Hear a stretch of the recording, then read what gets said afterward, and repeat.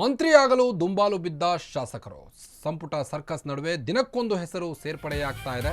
ಎಷ್ಟು ದಿನ ಇಲ್ಲದ ಹೆಸರುಗಳು ಈಗ ಮತ್ತೆ ಸೇರ್ಪಡೆಯಾಗ್ತಾ ಇದ್ದಾವೆ. ಶಿವಾನಂದ ಪಾಟೀಲ್ ಆಗಿರಬಹುದು, ಈ ಹೆಸರು ಲಿಸ್ಟ್ಗೆ ಸೇರ್ಪಡೆಯಾಗಿದೆ. ಪಂಚಮಸಾಲಿ ಸಮುದಾಯಕ್ಕೆ ಸೇರಿರೋ ಶಿವಾನಂದ ಪಾಟೀಲ್ ಅವರು ಸಿದ್ದು ಸರ್ಕಾರದಲ್ಲಿ ಸಕ್ಕರೆ ಸಚಿವರಾಗಿದ್ದಂಥ ಶಿವಾನಂದ ಪಾಟೀಲ್ಗೆ ಮತ್ತಷ್ಟು ಶಾಸಕರ ಸವಾಲ್ ಎದುರಾಗಿದೆ. ನಮ್ಗೇನು ಕಮ್ಮಿ ಎನ್ನುತ್ತಿದ್ದಾರೆ ಇಬ್ಬರು ಶಾಸಕರು. ಪಂಚಮಸಾಲಿ ಸಮುದಾಯಕ್ಕೆ ಸೇರಿರುವಂಥ ಶಿವಾನಂದ ಪಾಟೀಲ್ ಅವರು ಈ ಹಿಂದೆ ಮಾಜಿ ಸಿಎಂ ಸಿದ್ದರಾಮಯ್ಯನವರ ಸರ್ಕಾರದಲ್ಲಿ ಸಕ್ಕರೆ ಮಂತ್ರಿಯಾಗಿ ಗುರುತಿಸಿಕೊಂಡಿದ್ದರು. ಸಿದ್ದು ಸರ್ಕಾರದಲ್ಲಿ ಸಕ್ಕರೆ ಸಚಿವರಾಗಿ ಶಿವಾನಂದ ಪಾಟೀಲ್ಗೆ ಮತ್ತಷ್ಟು ಶಾಸಕರ ಸವಾಲ್ ಎದುರಾಗಿದೆ. ಈಗ ನಮ್ಗೇನು ಕಮ್ಮಿ ಎನ್ನುತ್ತಿದ್ದಾರೆ ಇಬ್ಬರು ಶಾಸಕರು. ಮಂತ್ರಿಗಿರಿಗಾಗಿ ಲಾಬಿ ನಡೀತಾ ಇದೆ ಜೋರಾಗಿ. 3 ಶಾಸಕರ ಪೈಕಿ ಒಬ್ಬರಿಗೆ ಮಾತ್ರ ಮಣೆ ಹಾಕುವಂತ ಚಾನ್ಸ್ ಇದೆ. ಆಲ್ಮೋಸ್ಟ್ ಡಿಕೆ ಸಂಪುಟ ವಿಸ್ತರಣೆ ಫೈನಲ್ ಹಂತ ತಲುಪಿದೆ. ಎಲ್ಲವೂ ಅಂದುಕೊಂಡಂತೆ ಆಗಿದ್ರೆ ಗೆಹ್ಲೋಟ್ ಅವರು ರಾಜ್ಯದಲ್ಲಿ ಬೆಂಗಳೂರಿನಲ್ಲಿದ್ದರೆ ಈ ಒಂದು ಸಚಿವ ಸಂಪುಟ ಕಾರ್ಯಕ್ರಮ ನಡೀತಾ ಇತ್ತು. ಆದರೆ 2 ದಿನಗಳ ಕಾಲ ಗೆಹ್ಲೋಟ್ ಅವರು ಇರೋದಿಲ್ಲ, ಹೀಗಾಗಿ ಅದನ್ನು ಮುನ್ನೂಡಲಾಗಿದ್ದು. ಇದರ ಮಧ್ಯೆ ಈಗ ಮತ್ತಷ್ಟು ಶಾಸಕರು ಮಂತ್ರಿ ಆಗಲು ದುಂಬಾಲು ಬಿದ್ದಿದ್ದಾರಂತೆ. ಪಂಚಮಸಾಲಿ ಸಮುದಾಯಕ್ಕೆ ಸೇರಿರುವಂಥ ಶಿವಾನಂದ್ ಅವರು ಕೂಡ ಈಗ ಸವಾಲನ್ನು ಎದುರಿಸ್ತಾ ಇದ್ದಾರೆ.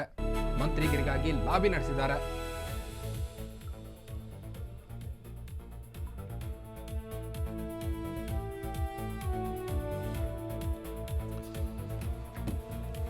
ಇನ್ನ ಪಂಚಮಸಾಲಿ ಫೈಟ್ ಹೇಗಿದೆ ಅಂದ್ರೆ, ಒಂದು ಕಡೆ ಲಕ್ಷ್ಮೀ ಹೆಬ್ಬಾಳ್ಕರ್ ಅವರು ಬೆಳಗಾವಿ ಗ್ರಾಮೀಣದಿಂದ ಫೈಟ್ ನಡೆಸಿದ್ದಾರೆ.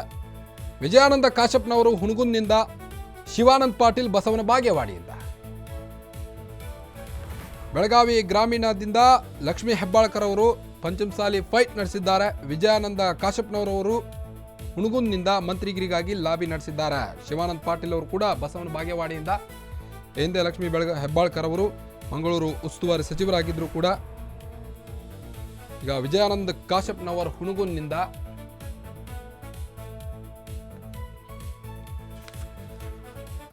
ಬನ್ನಿ, ಈ ಬಗ್ಗೆ ಇನ್ನಷ್ಟು ಹೆಚ್ಚಿನ ಅಪ್ಡೇಟ್ಸ್ ಕೊಡ್ತಾ ಹೋಗ್ತಾರೆ. ದೂರವಾಣಿ ಸಂಪರ್ಕದಲ್ಲಿದ್ದಾರೆ ನಮ್ಮ ಪ್ರತಿನಿಧಿ ರೂಪಾ.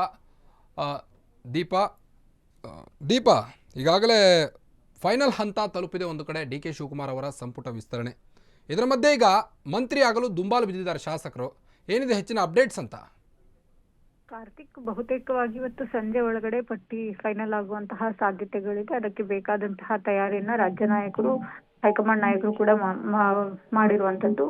ಈ ಕೂತು ಮಾತನಾಡಿ ಯಾರು ಆಗಬೇಕು ಅನ್ನುವಂತಹ ಫೈನಲಿಸ್ಟ್ ಹೊರಗೆ ಬೀಳಬೇಕು. ಇದರ ಮಧ್ಯೆ ಜಾತಿವಾರು, ಸಮುದಾಯವಾರು ಒಂದಿಷ್ಟು ಪೈಪೋಟಿಗಳು ಜಾಸ್ತಿ ಆಗ್ತಿದೆ. ದಿನಕ್ಕೊಂದು ಹೆಸರು ಸೇರ್ಪಡೆ ಆಗ್ತಾನೆ ಇದೆ ಸಮುದಾಯವಾರು ನೋಡ್ತಾ ಹೋದ್ರೆ. ಈಗ ಪಂಚಮಸಾಲಿ ಲಿಂಗಾಯತ ಸಮುದಾಯದಲ್ಲೂ ಕೂಡ ಹೆಚ್ಚಿನದಾಗಿರುವಂತಹ ಆಕಾಂಕ್ಷಿಗಳು ಇರೋದ್ರಿಂದ ಯಾರನ್ನ ಮಾಡ್ಬೇಕು ಅನ್ನುವಂತಹದ್ದು ಕೂಡ ಇಲ್ಲಿ ಮುಖ್ಯವಾಗುತ್ತೆ. ಒಂದಿಷ್ಟು ಕ್ರೈಟೀರಿಯಾಗಳನ್ನ ಇಟ್ಕೊಂಡು ಸಂಪುಟದಲ್ಲಿ ಸ್ಥಾನಮಾನ ಕೊಡೋದಕ್ಕೆ ನಿರ್ಧಾರ ಮಾಡಿರುವಂತದ್ದು. ಆ ಪೈಕಿ ಶಿವಾನಂದ ಪಾಟೀಲ್ ಅವರ ಹೆಸರು ಇದೀಗ ಮುನ್ನೆಲೆಗೆ ಬಂದಿದೆ. ಕಳೆದ ಬಾರಿ ಸಿದ್ದರಾಮಯ್ಯ ಸಂಪುಟದಲ್ಲಿದ್ದಂತಹ ಈ ನಾಯಕ ಹಲವಾರು ಯೋಜನೆಗಳನ್ನು ಕೂಡ ತಮ್ಮ ಅವಧಿಯಲ್ಲಿ ತಂದಿದ್ರು. ಹಾಗಾಗಿ ಪಂಚಮಸಾಲಿಗೆ ಕನಿಷ್ಠ 2ರಿಂದ 3 ಸ್ಥಾನ ಕೊಡಬೇಕು ಅನ್ನುವಂತ ನಿಟ್ಟಿನಲ್ಲಿ ಕೂಡ ಒಂದಿಷ್ಟು ಚರ್ಚೆ ಆಗ್ತಿದೆ. ಲಕ್ಷ್ಮೀ ಹೆಬ್ಬಾಳ್ಕರ್ ಅವರನ್ನ ಕೈಬಿಟ್ಟಿದ್ದೇ ಆಗಿದ್ದಲ್ಲಿ ಶಿವಾನಂದ ಪಾಟೀಲ್ ಅವರಿಗೆ ಚಾನ್ಸಸ್ ಹೆಚ್ಚಿದೆ ಅನ್ನುವಂಥದ್ದು ಕೂಡ ಸದ್ಯಕ್ಕೆ ಚರ್ಚೆ ಆಗ್ತಾ ಇದೆ. ಕಾರ್ತಿಕ್, ತಮ್ಮೆಲ್ಲ ಮಾಹಿತಿಗಾಗಿ ದೀಪಾ.